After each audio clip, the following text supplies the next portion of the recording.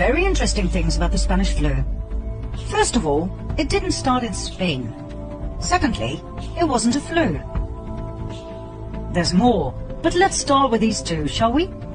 If it didn't start in Spain, then where did it? In the US. If it wasn't a flu virus, what was it?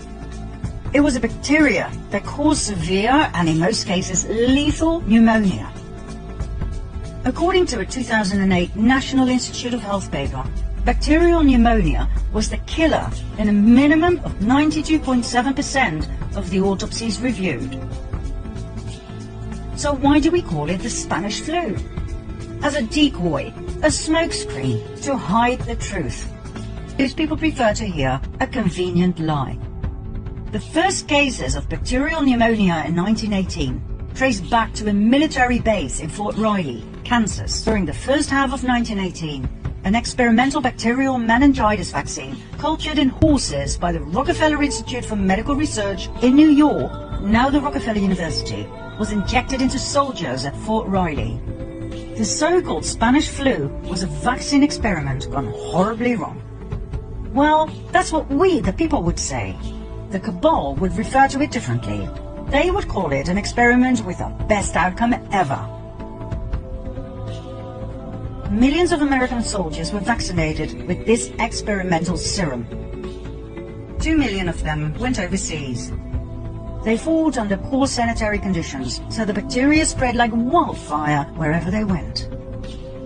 The story was then spread that these soldiers would come home with all sorts of European diseases, so the American population was vaccinated as well.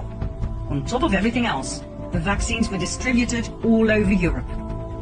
Only the vaccinated died. Healthy men and women in the prime of their lives died, not the elderly, as would have been the case if it were a flu virus. Who was in charge of that distribution and mass vaccination program? The Rockefeller Institute. Who was the main scientist in charge? Dr. Frederick Gates. According to Gates, they injected random dosages of an experimental bacterial meningitis vaccine into soldiers. Those who survived became cloud adults, meaning they spread the bacteria to others, even the non-vaccinated. Amazing coincidence, right? Frederick Gates then, Bill Gates now. Rockefeller Initiative then, Rockefeller Initiative now. Closed down societies then, closed down societies now. All for our own good, our own safety. Back then